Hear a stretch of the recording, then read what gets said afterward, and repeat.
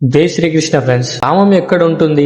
ఈ కామం గురించి శ్రీకృష్ణుడు చెప్పిన ఆశ్చర్యకరమైన నిజమేంటో మీకు తెలుసా? మీ శత్రువు బయట లేడు, మీ శరీరంలోనే దాక్కుని ఉన్నాడని తెలుసా? అది ఎలానో మీకు తెలియాలంటే ఈ వీడియో నిండు వరకు చూడండి, మీకే అర్థమవుతుంది. కృష్ణుడు ఏమన్నాడంటే, ఈ కామం మన ఇంద్రియాల్లో, మనసులో, బుద్ధిలో ఉంటుంది. వీటి ద్వారానే అది మన జ్ఞానాన్ని కప్పేసి మనిషిని మోహంలో పడేస్తుంది. దీని అర్థం ఏంటంటే, కామం నేరుగా మన జీవితంలోకి రాదు. మొదట అది కళ్ళ ద్వారా, చెవుల ద్వారా, నాలుక ద్వారా మన ఇంద్రియాల్లోకి వస్తుంది. తర్వాత మనసులో కోరికగా మారుతుంది. ఆ తర్వాత బుద్ధిని కూడా ప్రభావితం చేసి ఏది సరైనదో ఏది తప్పో గుర్తించకుండా చేస్తుంది. అందుకే మనిషి తెలిసినా కూడా తప్పు నిర్ణయాలు తీసుకుంటాడు. కాబట్టి మన జీవితాన్ని మార్చేది పెద్ద నిర్ణయాలు మాత్రమే కాదు, చిన్న చిన్న ఆకర్షణలై చాలా పెద్ద మార్పులను తీసుకొస్తాయి. అందుకే మన ఇంద్రియాలను జాగ్రత్తగా ఉపయోగించాలి, మనసును మంచి ఆలోచనలతో నింపాలి, బుద్ధిని సత్యంతో బలపరచాలి.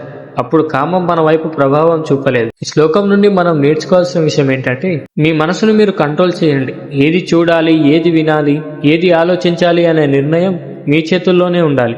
ఇంద్రియాలను జయించిన వాడే తన జీవితాన్ని జయించగలడు. అయితే ఈ కామాన్ని పూర్తిగా ఎలా జయించాలో మీకు తెలియాలంటే ఫాలో చేసి కామెంట్స్ లో జై శ్రీకృష్ణ అని టైప్ చేయండి. మనం తర్వాతి వీడియోలో కలుద్దాం. హరే కృష్ణ.